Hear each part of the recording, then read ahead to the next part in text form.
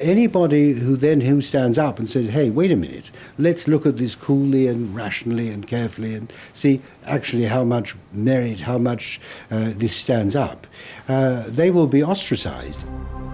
Scientists, accustomed to the relative civility and obscurity of academic life, suddenly find themselves publicly attacked if they dare to challenge the theory of man-made global warming, vilified by campaign groups and even within their own universities. It's the old English saying, if you stand up in the coconut shy, they're going to throw at you. So I understand that there's going to be some of that, but it gets pretty difficult and pretty nasty and very personal. And there've been, you know, death threats and all sorts of things. And so I'm not doing it for my health. These days, if you are skeptical about the litany around climate change, you're suddenly like as if you're a Holocaust denier. The environmental movement, really, it is a political activist movement. And they have become hugely influential at a global level. And every politician is aware of that today. Whether you're on the left, in the middle, or the right, you have to pay homage to the environment. In the past month, the global warming campaign has won a great victory.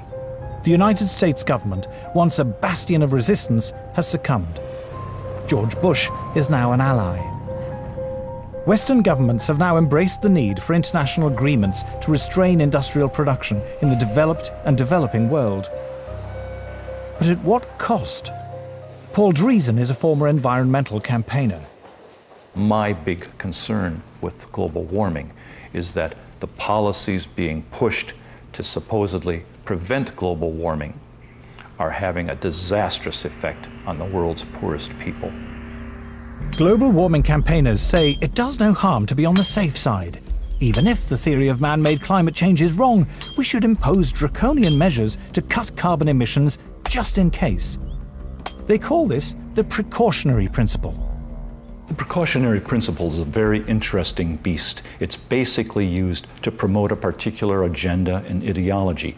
It's always used in one direction only. It talks about the risks of using a particular technology, fossil fuels, for example, but never about the risks of not using it. It never talks about the benefits of having that technology. Anne Muagela is about to cook a meal for her children. She is one of the 2 billion people, a third of the world's population, who have no access to electricity. Instead, they must burn wood or dried animal dung in their homes. The indoor smoke this creates is the deadliest form of pollution in the world. According to the World Health Organization, 4 million children under the age of 5 die each year from respiratory diseases caused by indoor smoke, and many millions of women die early from cancer and lung disease for the same reason. If you were to ask a rural person to define development, they'll tell you, yes, I know I've moved to the next level when I have electricity. Actually, not having electricity creates such a long chain of problems, because the first thing you will miss is the light. So you get that they have to go to sleep earlier because there's no light. There's no reason to stay awake. I mean, you can't talk to each other in darkness. No refrigeration or modern packaging means that food cannot be kept. A fire in the hut is too smoky and consumes too much wood to be used as heating. There is no hot water. We in the West cannot begin to imagine how hard life is without electricity. The life expectancy of people who live like this is terrifyingly short, their existence impoverished in every way. A few miles away, the UN is hosting its conference on global warming in its plush gated headquarters. The gift shop is selling souvenirs of peasant tribal life, while delegates discuss how to promote what are described as sustainable forms of electrical generation. Africa has coal, and Africa has oil, but environmental groups are campaigning against the use of these cheap sources of energy. Instead, they say Africa and the rest of the developing world should use solar and wind power. A short drive out of Nairobi, we find our first solar panel. A Kenyan public health official has brought us to a clinic which serves several villages. The only electrical implements in the clinic are the electric lights and a refrigerator in which to keep vaccines, medicine and blood samples. Electricity is provided by 2 solar panels. So what can it do successfully? Lighting. Lighting only? Yes. What happens when you put lighting plus the refrigerator and others? What happens? It sounds an alarm. It sounds an alarm? Yeah. Then can we maybe see that?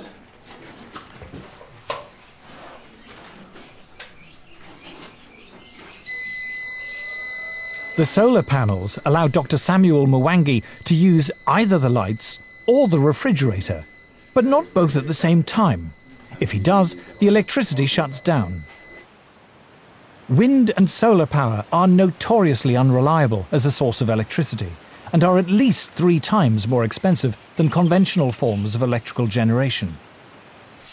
The question would be, how many people in Europe, how many people in the United States are already using that kind of energy? And how cheap is it?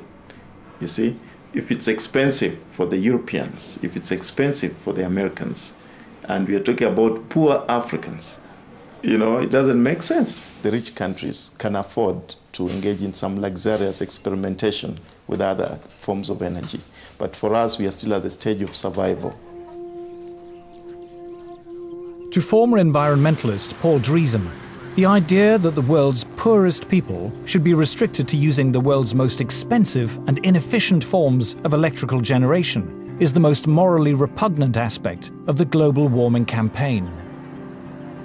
Let me make one thing perfectly clear. If we're telling the third world that they can only have wind and solar power, what we are really telling them is you cannot have electricity. The challenge we have when we meet Western environmentalists who say we must engage in use of solar panels and wind energy is how we can have Africa industrialized. Because I don't see how a solar panel is going to power a steel industry, how a solar panel, you know, is going to power maybe some railway train network. It might work maybe to power a small transistor radio. I think one of the most pernicious aspects of the modern environmental movement is this romanticization of peasant life. And the idea that industrial societies are the destroyers of the world. One clear thing that emerges from the whole environmental debate is the point that there's somebody keen to kill the African dream, and the African dream is to develop. The environmental movement has evolved into the strongest force there is for preventing development in the developing countries. We are being told, don't touch your resource, don't touch your oil, don't touch your coal. That is suicide. I think it's legitimate for me to call them anti-human. Like, okay, you don't have to think humans are better than whales or better than owls or whatever if you don't want to, right? But surely it is not a good idea to think of humans as sort of being scum, you know, that it's okay to have hundreds of millions of them go blind or die or whatever. I just can't relate to that. The theory of man-made global warming is now so firmly entrenched, the voices of opposition so effectively silenced, it seems invincible, untroubled by any contrary evidence, no matter how strong. The global warming alarm is now beyond reason. There will still be people who believe that this is the end of the world, particularly when you have, for example, the chief scientist of the UK telling people that by the end of the century, the only habitable place on the Earth will be the Antarctic. And humanity may survive thanks to some breeding couples who move to the Antarctic. I mean, it's hilarious. It would be hilarious, actually, if it weren't so sad.